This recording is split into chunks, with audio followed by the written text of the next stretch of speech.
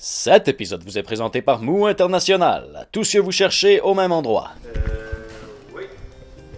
Alors, nous avons ici la sélection des Oui. produits en tant que tel, carton. C'est ça. C'est les seules bières qui sont gratuites dans la brasserie.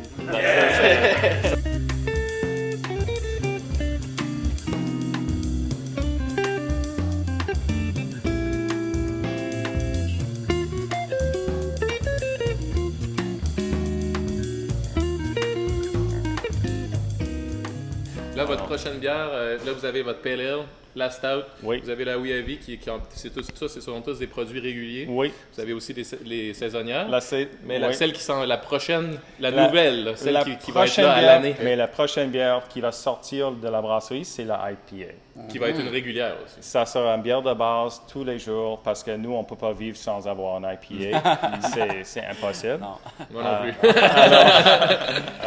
Puis celle-là, c'est un test batch de notre IPA. Oh! Alors, ça sera intéressant. On a juste fait des test batch de 5 ou 10 calendes pour la IPA. Alors, ok. j'aimerais bien que tu goûtes à ça. Certain, hein? Un IPA de style américain, West Coast, avec loublon biologique qui vient du Yakima. Alors, Du Yakima. de l'est des montagnes Cascades. Mais parlons de ça justement. Vos bières sont entièrement biologiques. Vous utilisez du sucre de canne, par exemple, dans Oui. votre Wee Heavy. Parce Oui.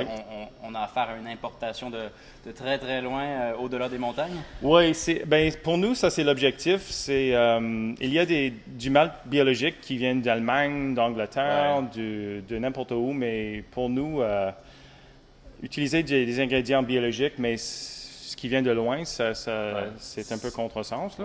Alors, pour tous nos besoins, on essaie de prendre nos ingrédients du Canada. Si ce n'est pas disponible au Canada, on s'en va aux États-Unis. Excellent. Alors, tous les ingrédients que tu vois ici, toute la malt, ça vient du Canada, sauf la malt torréfiée. Ça veut dire la malt chocolat ou l'orge torréfiée. Ça, c'est spécialité. Ce n'est pas disponible au Canada. Alors, on s'en va au Wisconsin avec Breeze. OK. Loublon, c'est plus difficile.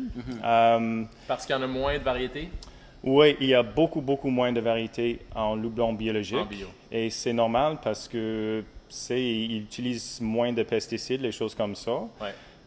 Et comme j'ai expliqué tantôt, pour le développement de notre IPA, c'était un peu drôle. On a fait des tests batch, on a construit la bière avec Loublon Columbus. Bonne idée. Bonne idée, tu sais. L'idée est bonne. Et puis on a fait des tests batch et on c'est prend bon. la bière est très bonne. Et, Un blond très puissant qui est dans Ouais. une phase, qui domine. c'est puis- ça. Et c'est assez différent que Cascade. Ouais, Parce que ouais, Cascade, c'est ce qu'on utilise dans la blonde. Alors on veut pas avoir la même chose Non. que le blonde. C'est ça. Et j'ai appelé mes fournisseurs et il dit est-ce que tu es stupide? La Columbus, ça se fait pas en biologique. Dommage. Tu aurais dû nous appeler avant de faire les tests batch. Alors, Fait que là, t'es déçu, faut que tu changes ton... oui, c'est ça. On a dit, OK.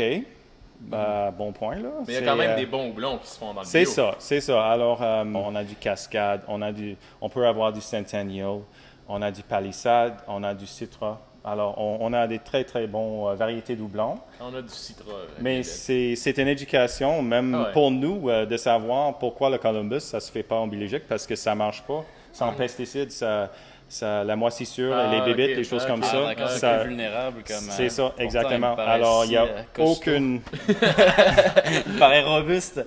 C'est ça. Et puis cette idée, vous l'aviez au départ, c'était très important pour vous que les produits soient entièrement biologiques? Oui, pour nous, oui, parce que honnêtement, on est dans la campagne, un peu ici à Rigaud.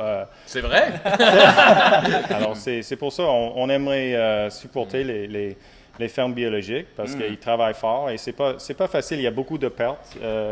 Il y a beaucoup de perceptions aussi par rapport à biologique. Alors, on a dit si on fait quelque chose par rapport à nourriture ou breuvage, on va aller dans la biologique. Et aussi, il n'y a pas grand choix. Il y a la Schwab qui a des bières biologiques. Schwab, ouais. Ah ouais, d'accord. Je pense qu'ils sont complètement bio. Puis aussi, la Barberie, ils ont leur blonde bio. Mais, Ah oui, excellente question, Ciné. le coût, Merci, caméra. Oui, ça doit, je veux dire... oui, C'est un peu plus cher là, dans le bio. c'est ridicule des fois, oui, les coûts supplémentaires. Loublon, c'est le défi. C'est 2 à 3 fois plus cher Wow! pour le blanc biologique. Oui. Ça oui, décourage c'est de faire des IPA, ça? L'IPA, Non, mais c'est vrai. on va faire aucun profit sur l'IPA, mais c'est correct. C'est pour le bien des papilles universelles. Mais c'est normal parce que je viens de visiter l'Ouest il y a 2-3 semaines. Ouais. Et j'ai visité les fermes d'où viennent nos houblons. Ah non, mais aux États-unis. Oui, en Portland, puis l'État de Washington. Portland. Ah, c'est incroyable. Il ferait ça à Portland. Faut y aller. Ça me surprend pas trop. Hein? C'est incroyable. Ouais. 4 jours, c'est pas assez. Ouais. Puis les fermiers m'ont expliqué, il y a beaucoup de pertes. Ouais. À chaque étape, il y a beaucoup de pertes. C'est un peu comme le We Heavy. Ouais. À chaque étape, à chaque transfert, il y a pertes. beaucoup de pertes. Alors, c'est pour ça que le prix est plus cher. Non, mais c'est peut-être ça l'avenir aussi, c'est de planter du houblon au Québec. Ah ouais. Bio, tu sais. Il y a déjà des houblonnières qui Oui, il y en a. se propagent au Québec. C'est très, très, très excitant. Vraiment. Pourquoi ça s'est pas fait avant à cause de la température? Non, ça en pousse- fait, ça pousse bien, ça c'était fait avant, mais je pense que c'était dans les années 50, où il y avait une consolidation de toutes les houblonnières et ils étaient Ah ouais. tous envoyés vers l'ouest, Ouais. parce qu'on avait beaucoup de brasseries, puis les grosses, ils commençaient à acheter les petites, puis pour les économies d'échelle, ils ont envoyé tout ça dans l'ouest, mais le Québec, on a le sol, on a le climat, le météo, tout ça pour pousser l'houblon. Alors, il y a déjà 5 ou 6 houblonnières au Québec?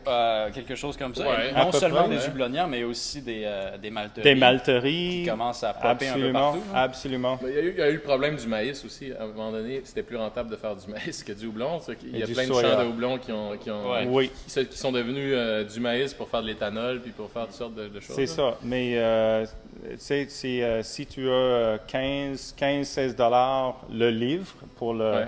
le houblon et tu fais le mathématique, là, Ouais, c'est bon. c'est rentable. Oui, c'est rentable. Pour un Oui, an. c'est rentable. Mais ça prend du temps. Ça prend 3, 4, 5 ans pour devenir viable comme houblonnière. Ouais. Ça prend des équipements énormes pour mettre l'houblon en granules. Alors, il y a des défis aussi pour les houblonnières et les malteries, mais on espère qu'ils vont réussir et éventuellement, on peut procurer tous les ingrédients du Québec. Eh bien, Daniel, je te remercie de nous avoir si bien accueillis. On partage ton rêve et on espère un jour pouvoir transposer cet idéal de Portland et avoir peut-être un farmer's market tout autour ici avec une belle terrasse. Un et champ de puis, houblon juste à côté. Un champ de Bio. houblon bio. Voilà. C'est Ah, ça. ça s'en vient. là. Il y a des idées dans l'air. On a volé quelque chose. Là. Ah, ben, c'est fun. Newsflash, Alex a un potager. Un gros potager. Un gros potager. Un gros potager. À chaque année, il grossit mon potager. Ma femme est découragée. Ah, je vais rajouter juste un petit bac cette année. Puis là, il n'y a plus de cours. C'est juste un grand jardin. Et puis Ouais. pour finir, ça...